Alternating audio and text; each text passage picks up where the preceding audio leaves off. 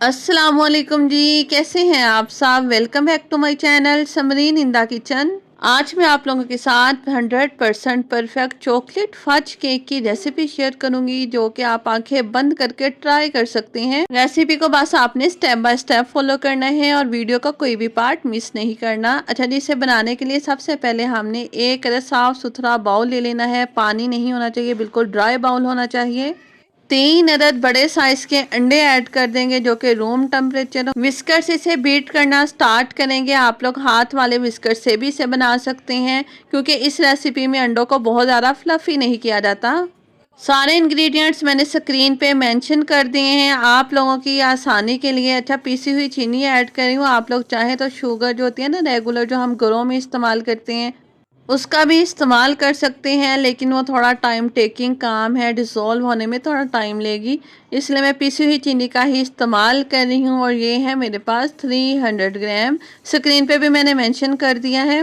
Cake की mixing बहुत important step है, यहाँ पे आपने वीडियो को बिल्कुल स्किप नहीं करना। अगर आप लोग चाहते हैं कि आपके केक्स भी एकदम परफेक्ट बने। चीनी को देखें, मैंने यहाँ पे थोड़ा थोड़ा करके ऐड किया है, थोड़ा थोड़ा बस हम ऐड करते चले जाएंगे, मिक्स करते चले जाएंगे। इससे बहुत अच्छी प्रॉपर मिक्सिंग हो जाती है। अच्छा जी, मैदा लिया है यहाँ पे मैंने 330 ग्राम, और साथ में कोको पाउडर लिया है 60 ग्राम। इसे मैंने छान लिया है दोनों इंग्रेडिएंट्स को।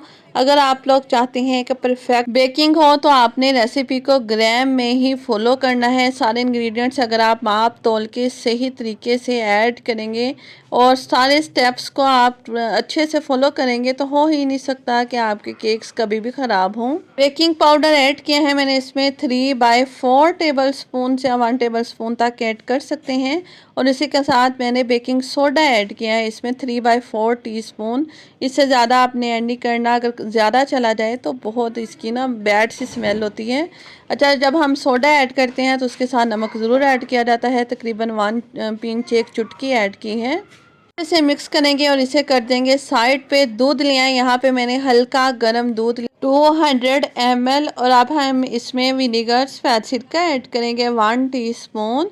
अगर आप लोग इस तरह बटर मिल्क का इस्तेमाल नहीं करना चाहते, तो इसकी जगह पे आप लोग फ्रेश दही का इस्तेमाल भी कर सकते हैं। अच्छा, इसे हमने मिक्स करना है और 5 मिनट के लिए रेस्ट देंगे, और ये हमारे पास बटर मिल्क रेडी हो जाएगा। अच्छा जी, अंडे और चीनी जो हमने बीट करके रखे हुए थे, उसमें अब हम बटर मिल्क ऐड कर हाथ वाले विस्कर से ही हम इसे मिक्स कर लेंगे। बहुत ज़्यादा इसकी मिक्सिंग में टाइम नहीं लगता, जस्ट इंग्रेडिएंट्स ऐड करते चले जाएं और मिक्स करते चले जाएं, और एकदम परफेक्ट ये बनके रेडी होता है। अच्छा जी, अब हमने जो ड्राई इंग्रेडिएंट्स रेडी किए हुए थे इसमें ऐड करेंगे। ये भी हमने एकदम से ही ऐड नहीं करने, बिल्कुल थोड़ा थोड़ा करके ऐड करेंगे और मिक्स करते चले जाएंगे। अगर आप सारे ड्राई इंग्रेडिएंट्स एकदम से ऐड कर देंगे तो लम्स बनने के चांसेस हो जाते हैं, और जिसे डिज़ोल्व करना बहुत मुश्किल हो जाता है।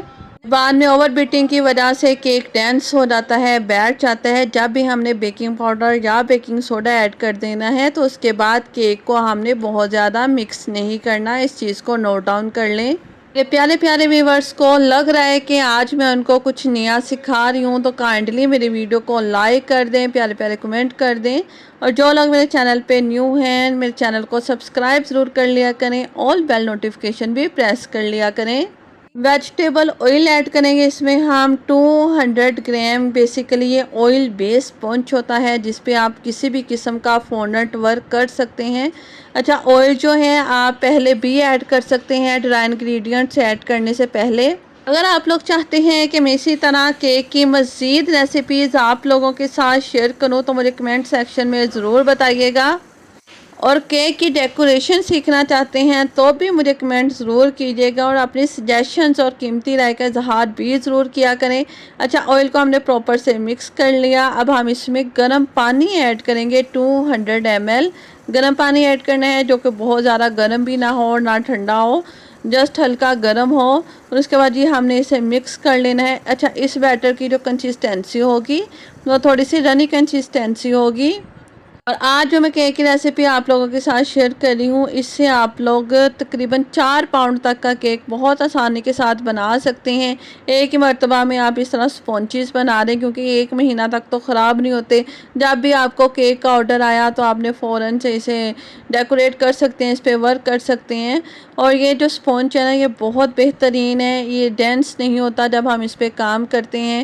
کسی بھی طرح کا فونڈنٹ کا جو ورک ہے اس پہ کر سکتے ہیں۔ کیک کو بیک کرنے کے لیے میں نے ایک 8 انچ کا پین یوز کر رہی ہوں یہاں پہ، اور 2 6 انچ کے پین یوز کر رہی ہوں، جسے پہلے سے میں نے گریس کر لیا، بٹر پیپر لگا لیا ہے۔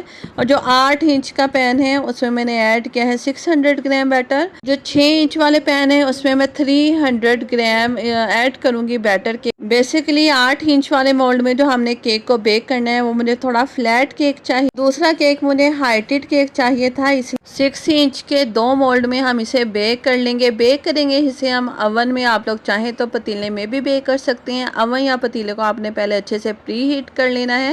اچھا، اس طرح سکیور ضرور چلا لیا کریں، اس سے باٹم شیپ نہیں بنتی، ایک دم بالکل لیولڈ کیک بیک ہوتے ہیں۔ اور اس کے علاوہ اس میں جو ببلز سے آ جاتے ہیں وہ بھی نہیں آتے، اور تھوڑا سا ٹیپ ٹیپ بھی ضرور کر لیا کریں۔ اوون کو میں نے پہلے سے پری ہیٹ کر لیا تھا۔ اچھا، اسے میں بیک کروں گی 150 سینٹی گریڈ پہ۔ یہ تھوڑا کم ہیٹ پہ بیک ہوتے ہیں، اور بیکنگ کا اس کا جو ٹائم ہے وہ بھی زیادہ ہوتا ہے۔ اور اسے میں بیک کروں گی 1 گھنٹے کے لیے۔ 1 گھنٹے میں یہ ایک دم پرفیکٹ کیک بیک ہو کے آ جائیں گے۔ اسی طرح اگر آپ بزنس کرنا چاہتے ہیں تو اس کیک کی ریسیپی سے وہ بھی سٹارٹ کر سکتے ہیں۔ ایک دم ریچ فلیور کے یہ بن کے ریڈی ہوتے ہیں، اور اس کی جو فیلنگ ہوتی ہے وہ بھی ہم گناش کی کرتے ہیں۔ اگر آپ کو چاکلیٹ گناش کی پرفیکٹ ریسیپی چاہیے تو وہ بھی مجھے آپ کمنٹ کر سکتے ہیں۔ یہ ہمارے ایک بہترین سے کیک بن کے آ گئے ہیں۔ اس کیک کو آپ نے اسکوئر سے ضرور چیک کر لینا ہے۔ اور اس کے علاوہ اس کی میں نے جو سٹارٹ میں پکچر لگائی ہے وہ ڈیکوریشن کی تھی۔